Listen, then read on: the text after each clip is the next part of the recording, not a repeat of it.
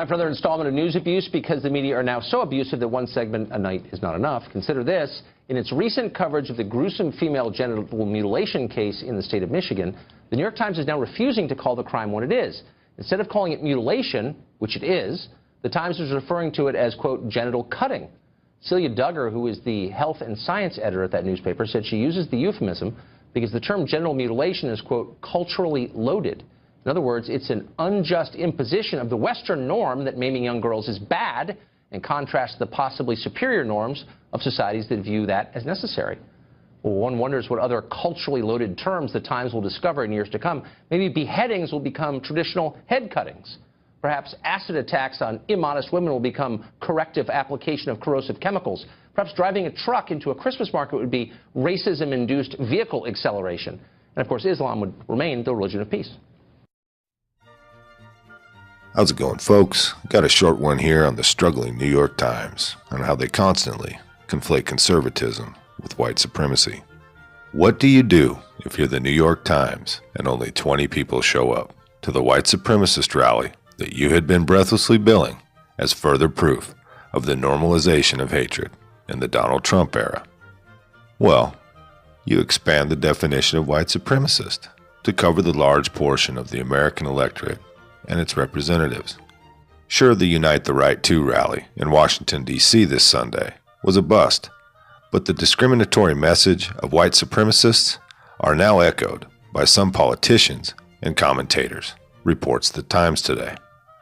And what might those new mainstream white supremacist messages be? Ethnic cleansing?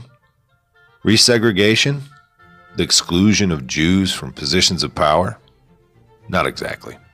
Well, folks, it turns out that if you're for immigration restriction, ending affirmative action, or instituting trade protections, you've been influenced by white nationalism and are embracing policy issues the far right has promoted.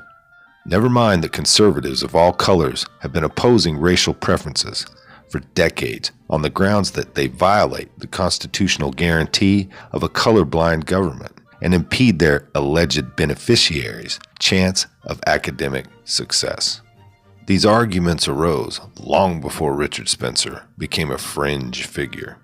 The likelihood that preference opponents have been poring over the Daily Stormer website is slim.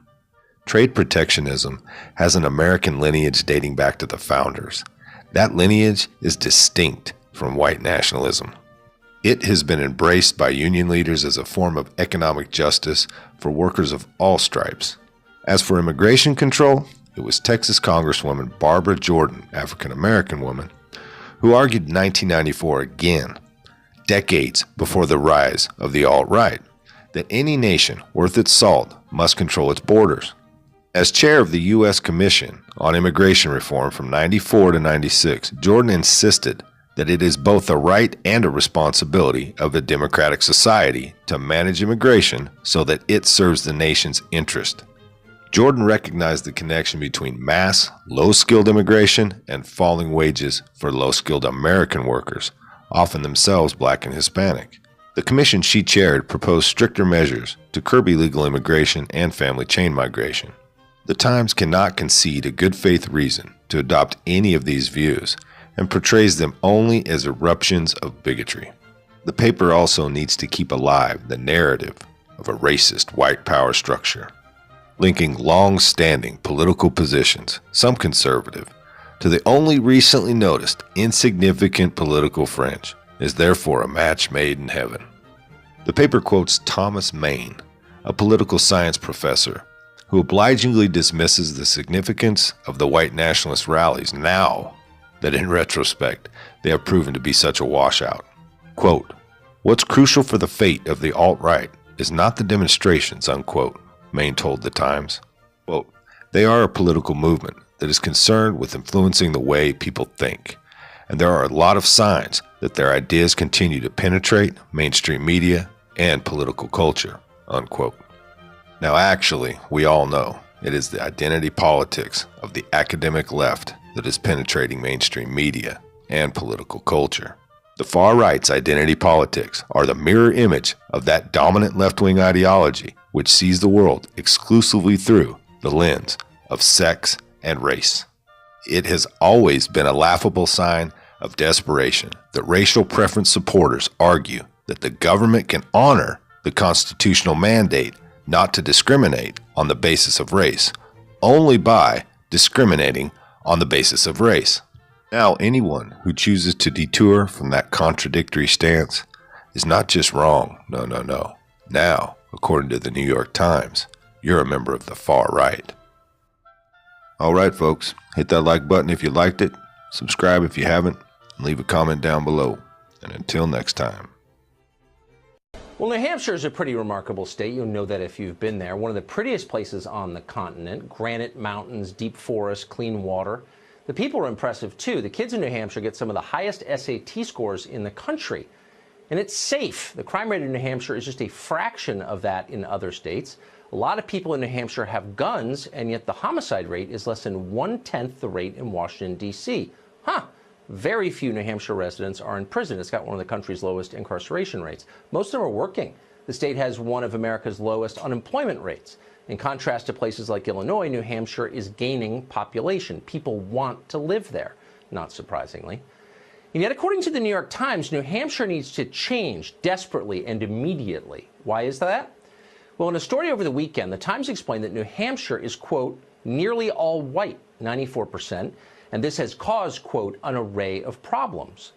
The paper doesn't prove that this is true. In fact, there's zero evidence that the demographics of the state hurt the people who live there. New Hampshire's actual problems, and it has some, have nothing to do with race at all.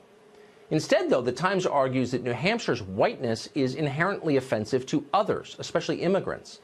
The paper interviewed a woman from Colombia who complained that she cannot find enough Spanish speakers in New Hampshire, and that is unacceptable.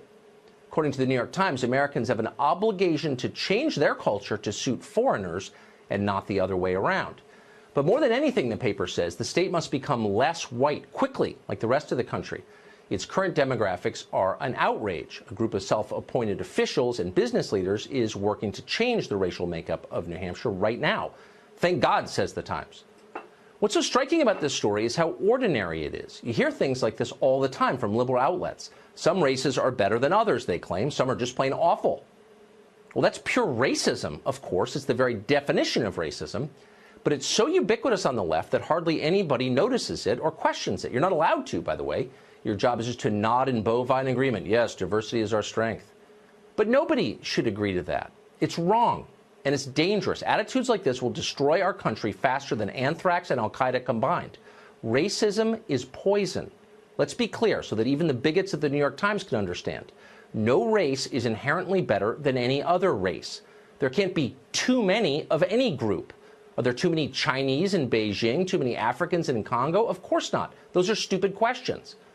The same is true for the people of New Hampshire, many of whose families have been there for hundreds of years. There is nothing wrong with the way they look. They're not defective or inadequate because of their skin color. It's amazing you even have to say that. But nobody is defective or inadequate because of his or her skin color. All of us should remember that and demand that our leaders remember it too. Many have forgotten it.